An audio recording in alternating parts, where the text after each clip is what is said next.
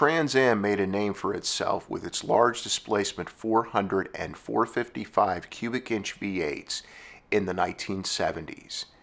When the last of these engines, the W72 400 V8, made its last stand for the 1979 model year, it wasn't just a retirement party for the large displacement Trans Am, but also for the large displacement American muscle car, since the 1979 W72 400 V8 equipped Trans Am was the last of its kind. It was the last large displacement muscle car with a 4-barrel carburetor and a performance engine tune.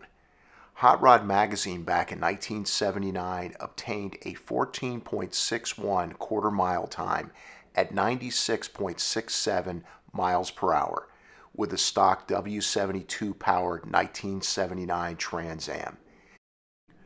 This performance time would have been mighty respectable back in the original muscle car era when high compression V8 engines without pollution control devices ruled the streets.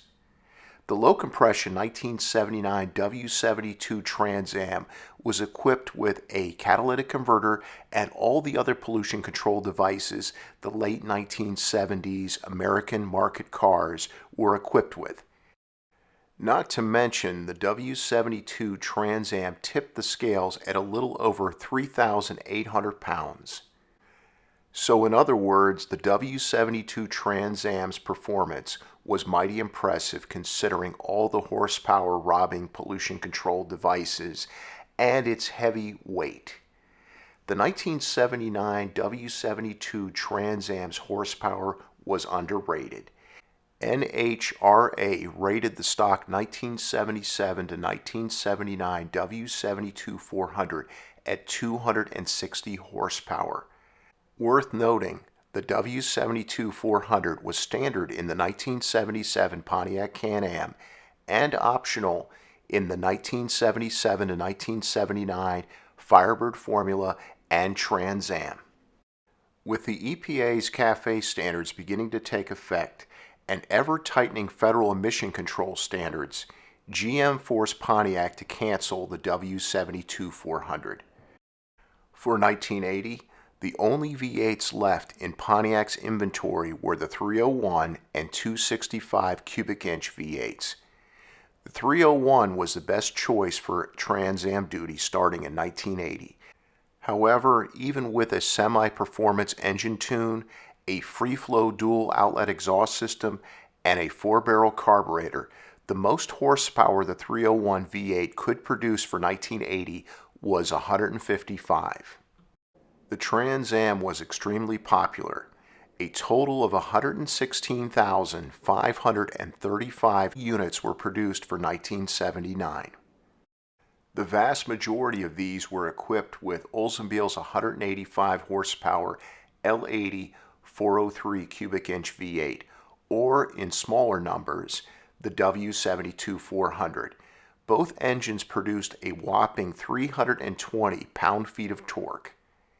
A 150 horsepower and 240 pound-feet of torque 301 V8 was on the engine option list for the 1979 Trans Am, but there were very few takers. Even for 1980, the Trans Am was still a big, heavy 2+2 performance car, and a 301, even in mild performance tune, wasn't going to keep Trans Am buyers happy who were accustomed to lots of low-end torque and good horsepower numbers, which the poor 301 couldn't provide. Fortunately, Pontiac had anticipated this situation and reacted accordingly by offering as the 1980 Trans Am's top performance engine a turbo version of the 301 called the LU8. It had 4.9 liters of displacement and produced 210 horsepower and 345 pound-feet of torque. It was a stroke of genius. It was a way Pontiac could provide large displacement-like horsepower and torque from the small displacement 4.9-liter V8. On paper, it looked like the perfect performance engine.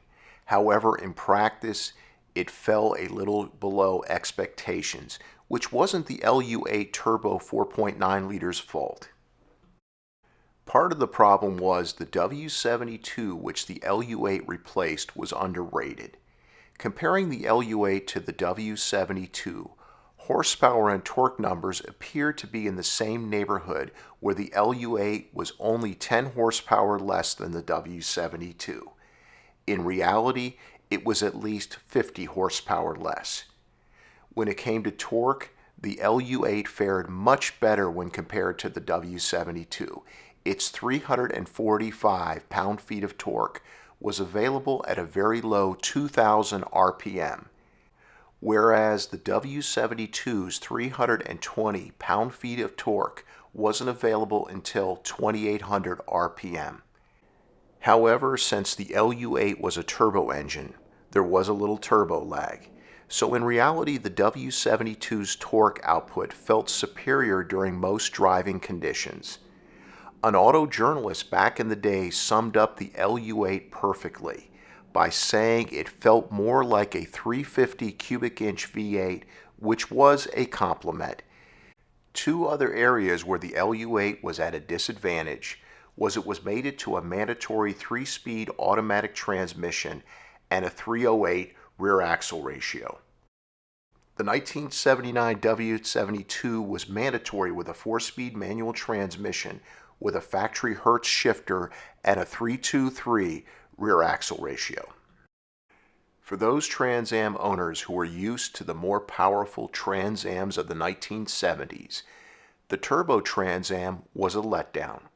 However, in comparison to all other American performance offerings of 1980, the Turbo Trans Am was top dog. Most new performance cars in 1980 had well under 200 horsepower. The best that the 1980 Chevrolet Camaro Z28 had was a 5.7-liter V8 rated at 190 horsepower and 280 pound-feet of torque. The best the 1980 Ford Mustang had to offer was a 2.3-liter turbo 4-cylinder rated at around 132 horsepower and 143 pound-feet of torque. Hot Rod Magazine test drove a stock 1980 Turbo Trans Am, which ran the quarter mile in 16.3 seconds at 86.78 miles per hour. This was really fast for 1980, but took 1.6 seconds longer and was 10 miles per hour slower in the quarter mile than the W72 Trans Am Hot Rod tested the year before.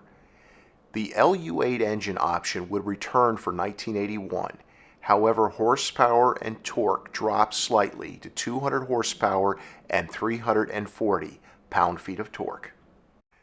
Even though the LU8 was available on the 1980 to 1981 Firebird formula, it will be remembered for being the top performance motor of the 1980 to 1981 Trans Am. The LU8 had a Garrett TB305 turbo, which forced air through a Rochester Quadrajet 4-barrel carburetor. Had an electronic type fuel injection been offered instead of the carburetor, the LU8 would have had much better performance numbers. Carburetors were too antiquated to take full advantage of the forced air from a turbo. In other words, Pontiac did the best it could with the technology available at the time. The real genius of the LU8 was it provided for its day good horsepower and torque, which managed to make the Trans Am one of the fastest American cars available during its time, while also providing great reliability and excellent fuel economy numbers for a V8. In other words, Pontiac with the LU8 managed to make a reliable fuel-efficient V8 which kept performance fans happy back in 1980 and 1981. The 1980 to 1981 Turbo Trans Am has been the recipient of unfair bashing by some car collectors and auto journalists. And this even includes those within Pontiac car collector circles, since the Trans Ams before it and many after it had better performance numbers. Don't let the numbers fool you. The Turbo Trans Am is a desirable car for any car collector. It's one of the best Trans Am body styles ever produced, and many were equipped with lots of options such as power windows, power door locks, tilt wheel, air conditioning, T-top roof panels, etc. Where a 1980 to 1981 turbo Trans Am could be had in mint condition for well under $10,000 not too long ago, now that is no longer the case. These cars are beginning to skyrocket in value, just like previous Trans Am models, so they present great future return on investment potential. Another aspect of their growing appeal is that these turbo Trans Ams were the last of their kind. The last of the awesome second generation Trans Am body style, and the last Trans Am to have a Pontiac V8 under the hood.